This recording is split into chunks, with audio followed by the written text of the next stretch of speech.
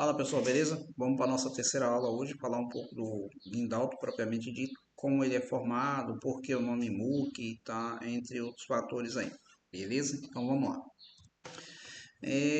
Para a gente entender por que o MOOC é chamado de MOOC, a gente precisa voltar lá nos anos de 1957, porque na época a empresa pioneira aí para poder entregar esses equipamentos hoje no território nacional era a MOOC SA. Então, devido a ela ser uma empresa que fornecia esses equipamentos para todo o Brasil, acabou o equipamento sendo conhecido como MOOC. Mas na verdade ele é um guindalto, né? Então a fabricação do guindalto, pelo fato dela estar vendendo aí em todo o território nacional, ser a pioneira, por isso que é chamado de MOOC. Se você não sabia o porquê é chamado de MOOC, a partir de agora você já sabe o porquê o nome MOOC. Mas o nome técnico mesmo é guindalto, beleza? Dentro disso, pessoal, como que é formado aí o guindalto? Então vamos lá. A primeira coisa que a gente precisa saber é que eu dependo do que? Eu preciso de um equipamento de movimentação de carga. Nesse caso, o guindalto propriamente dito, que ele vai ser acoplado no que? Nenhum caminhão, tá? Aí vai depender muito da capacidade de carga do caminhão e também da capacidade de carga do MOOC. Dependendo do equipamento que for acoplado, o caminhão tem que ter a capacidade de carga que o chassi dele permita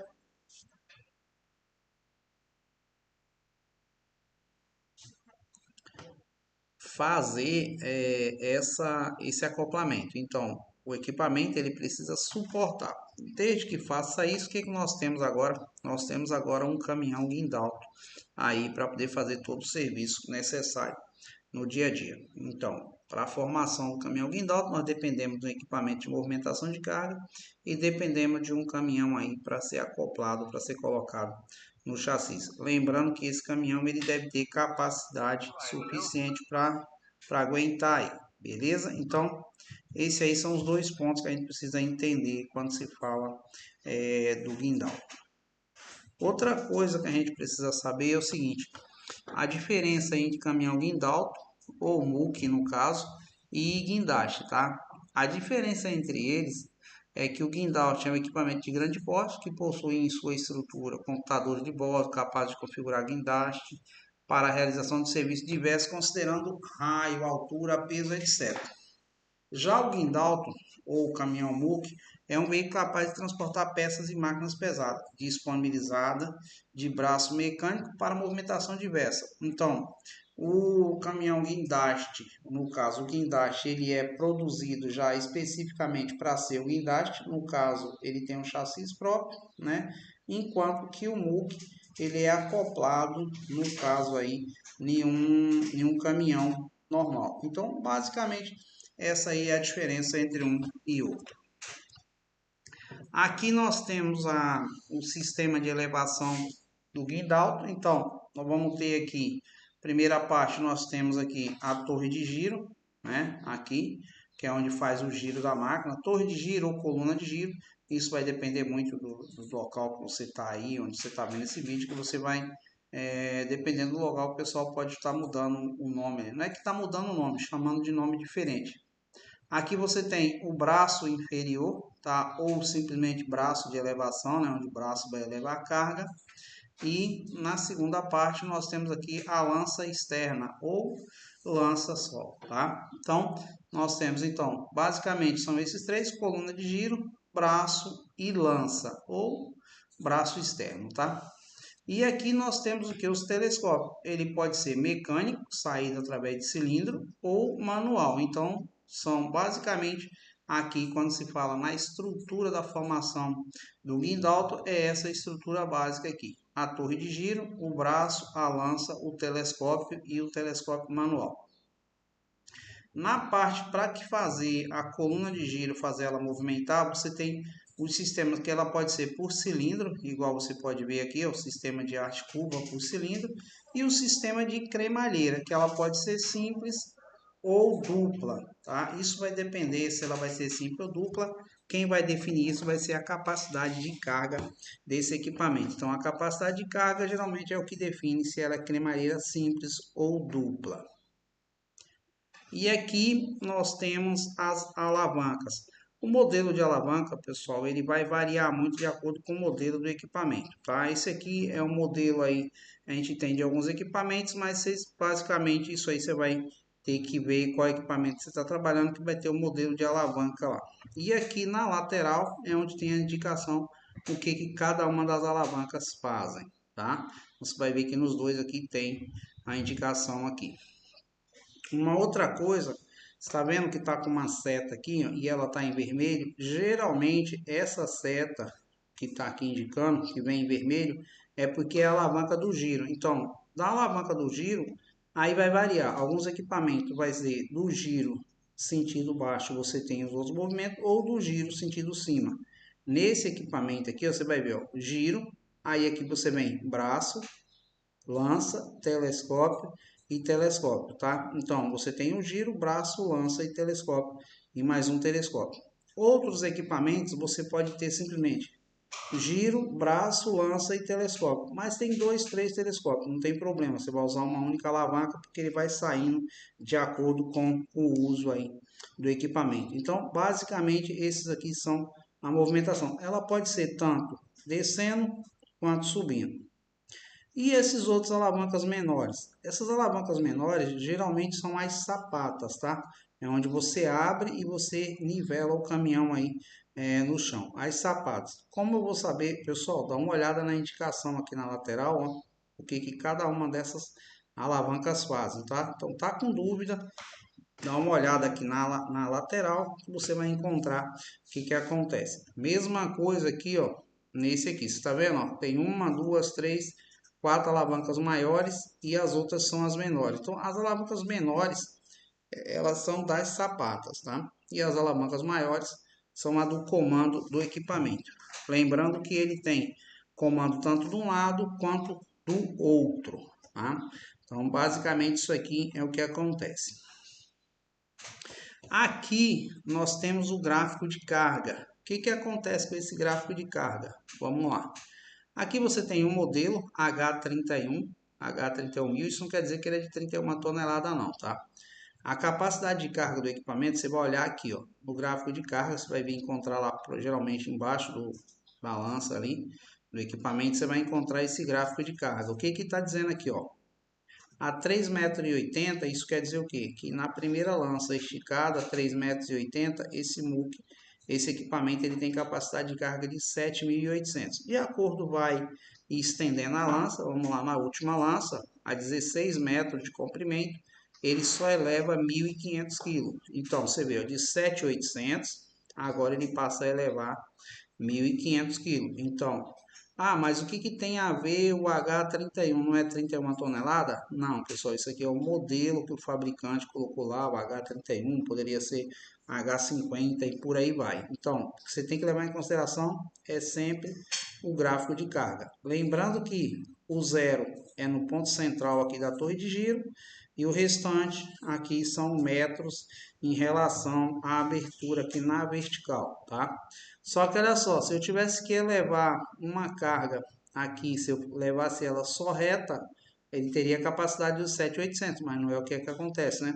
Então, se eu estou com essa lança aberta e estou elevando a carga, por mais que eu estou elevando, essa lança eu só vou conseguir trabalhar com ela com 1,5 tonelada, tá? Então, não deve-se trabalhar com mais do que isso, não. Uma outra regra aqui, quando se fala do guindalto, você sempre vai abrir as lanças ou os telescópios que está mais próximo da lança aqui, ó. Então, eu tenho um braço, lança e telescópio, certo? Eu sempre vou abrir telescópio 1, depois telescópio 2, depois o 3, o 4 e por aí vai. Já para recolher é ao contrário, eu vou ter que recolher primeiro 4, 3, 2, 1. Por quê? Porque o 4 é o que tem maior capacidade de carga. O 1 aqui, ó, que tem maior capacidade de carga. O 4, você pode ver, ó, que ele pega 2.800, enquanto com 1, aí ele é aberto, ele pega 5.400. Então, eu tenho que abrir sempre do primeiro para o último, tá? Porque aqui no equipamento, ele também conta o peso que tá aqui do acessório. Além da capacidade de carga, tem o peso, porque se eu colocar 7 toneladas aqui na ponta da lança, a tendência é que isso aqui quebre ou pelo menos empene, tá?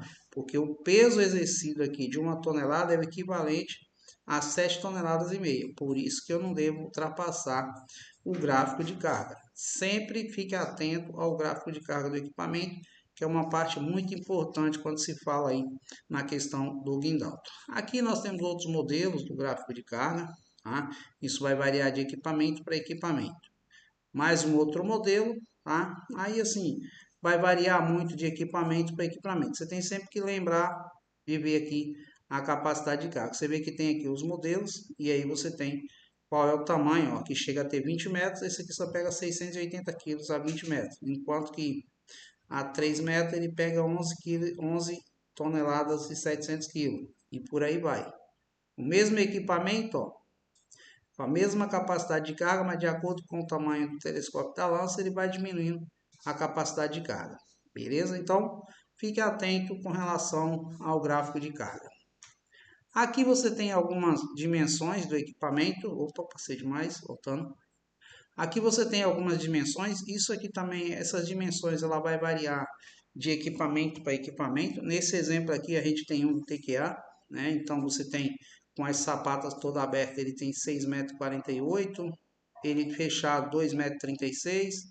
A altura dele toda, aí você tem que somar, no caso aqui, 75 mais 2,40, aproximadamente 3,10 de altura, né? Então, você vai vendo aqui quais são as dimensões, a capacidade de carga e por aí vai, de acordo com cada equipamento. Então, você tem que estar atento de acordo com o equipamento. Pessoal, aqui nós temos um gráfico mostrando o raio de trabalho desse caminhão. Então, de acordo com a abertura da sapata, tá?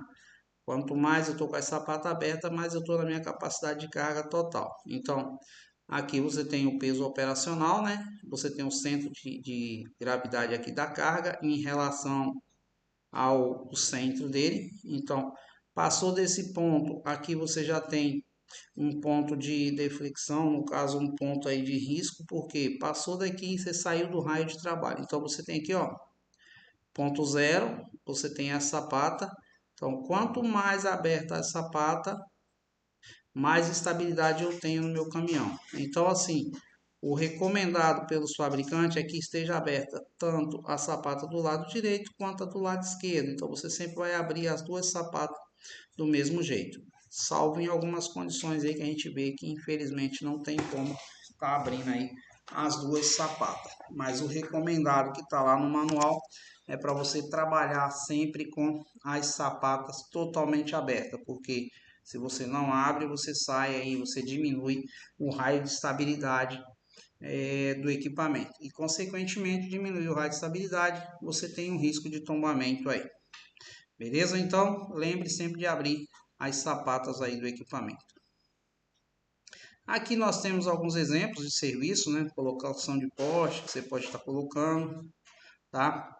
E aqui nós temos uma conta, momento de carga, mas isso aqui não vou ater muito nessa parte, só vou fazer aqui uma conta bem rápida, um exemplo. Então, você tem lá um guindalto de 30 toneladas, você tem uma carga de 11 toneladas e 700.